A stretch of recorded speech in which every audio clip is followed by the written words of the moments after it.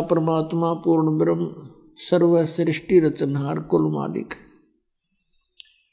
ये कबीर देव जी हैं, कबीर साहिब हैं, ये परम अक्षर ब्रह्म हैं, यही अकाल मूर्त है, यही शब्द स्वरूपी राम हैं और यही सतपुरख है। वेदों और गीता में इनको परम अक्षर ब्रह्म कहा है, संतों ने इनको सतपुरुष कहा है, अमर पुरुष कहा है, सतपुरख कहा है। और कुरान शरीफ के अंदर इसी परमेश्वर को अल्लाहु अकबर कहा है, अल्लाह कबीर। मुनात्माओं, आपका सौभाग्य है। प्रथम सौभाग्य आपका है कि आप जी को मानव शरीर प्राप्त है।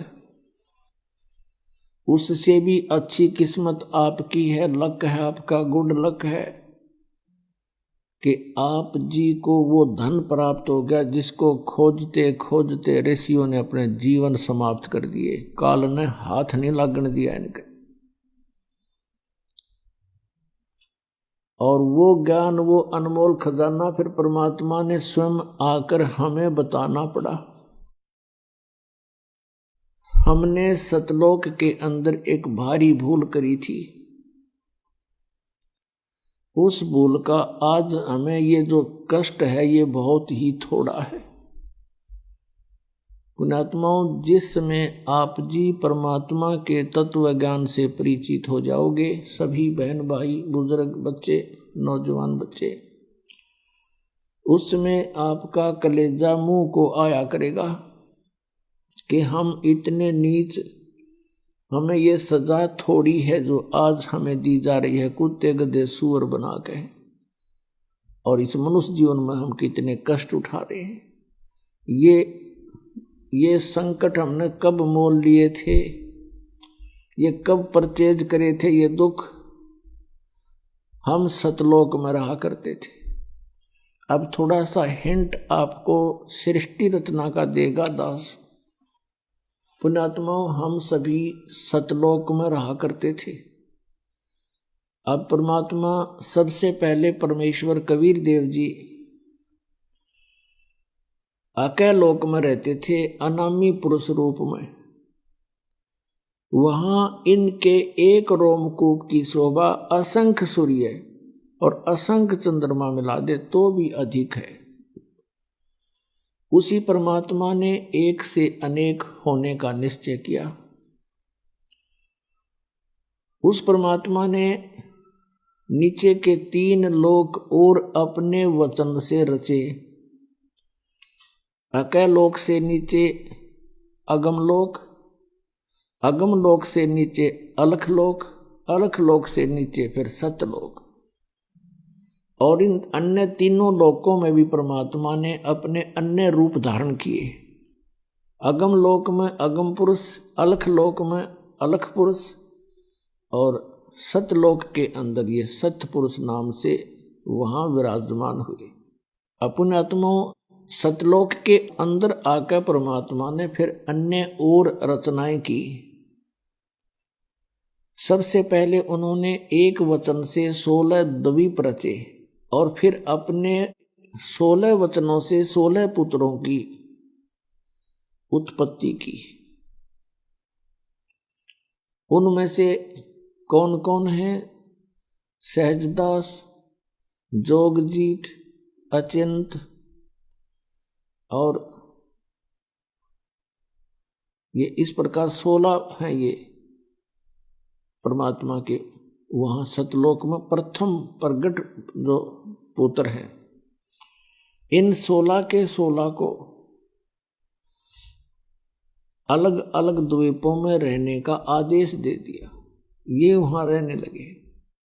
फिर अपने पुत्र अचिंत से कहा प्रभु ने, परमेश्वर ने, सत्य पुरुष कबीर देव ने कि बेटा तू शेष रचना अब तू कर। अब परमात्मा उनको ये दिखाना चाहता था कि जिसका काम उसी को साजे और करे तो मूर्ख बाजे। अचिंत बड़ा तैयार होया कि जी ठीक है, प्रभुता की भूख बनी थोड़ी सी, तो उसी समय उसने अपने वचन शक्ति से एक पुरुष उत्पन्न किया, उसका नाम अक्षर पुरुष रखा। और अक्षर पुरुष से कहा अचिंत ने कि तू मेरा सहयोग दे सृष्टि रचना में। अक्षर पुरुष जाकर के वहां बने मानसरोवर में, एक अलग से मानसरोवर बना हुआ है, वो भी परमात्मा ने अपने वचन से रचा।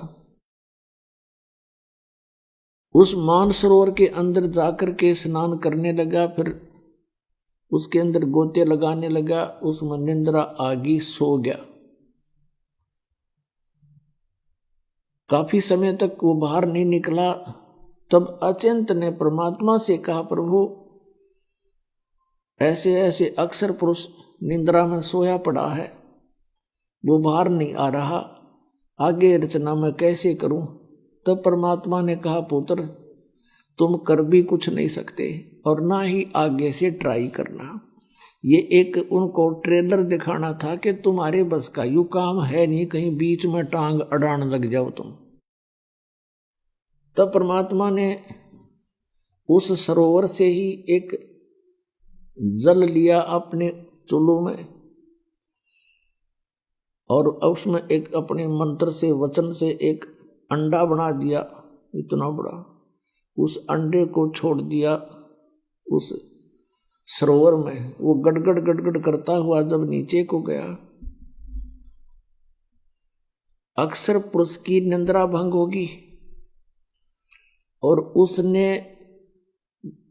एकदम कोप हो गया, क्रोध हुआ कि मैं किसने जगा दिया। आप कोई गहरी नींद सो रहा हो और उसको कोई जगा दे तो उसको बहुत क्रोध आता है, थोड़ा गुस्सा सा आता है। वो अलग बात है कि सामने खड़ा व्यक्ति उससे अगर तगड़ा है तो गुस्सा शांत हो जाता है, नहीं तो कुछ धमका भी सकता है। और जो ही उसने थोड़ा सा क्रोध से देखा कि किसने मुझे निंद्रा, किसने भंग कर दी मेरी, उसके वो क्रोध तेज उस अंडे में प्रवेश हो गया। अंडा दो भाग हो गया, उसमें से ये सरपुरुष निकला, सरपुरुष जिसको ज्योति निरंजन भी कहते हैं। आगे चल के ये काल कहाया। तब परमात्मा ने कहा कि तुम दोनों बाहर आओ, सरपुरुष और अक्षर पुरुष। अक्षर पुरुष तो निद्रा में था, तेरे को जगाने के लिए हमने ये सब कुछ करना पड़ा, और बाहर आ जाओ तुम दोनों। वो दोनों बाहर आ गए। उनसे कहा कि जाओ तुम अचिंत के द्वीप में रहो।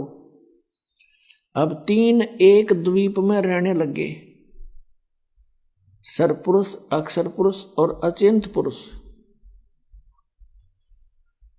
उसके बाद परमात्मा ने अपने वचन से हम सभी आत्माओं को वहां उत्पन्न कर दिया। अपने वचन से, अपने शरीर से, अंदर से निकाल दिया वचन से, और हमें अलग अलग स्थान दे दिया कि तुम रहो यहाँ पर।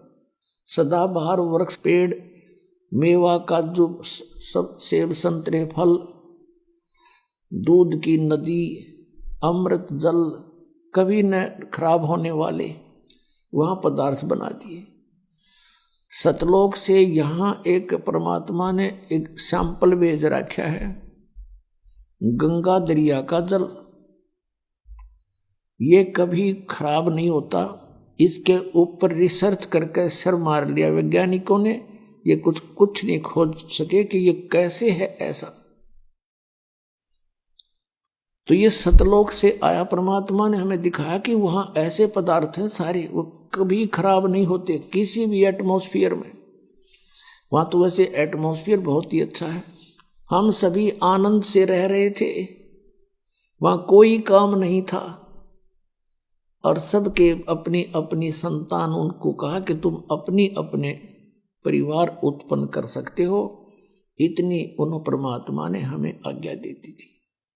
और हम फिर वहां रह रहे थे, अपने अपने अलग से मकान थे। एक एक हंस के पास, एक आत्मा और उसके परिवार के पास, जो परमात्मा ने दया करी उनके ऊपर। इतने बड़े बड़े स्थान हैं जैसे पूरी पृथ्वी पर, उसी में उनके अलग से बाग बगीचे और सरोवर, दूधों की नदियां सब भरे पड़े हैं, अमृत।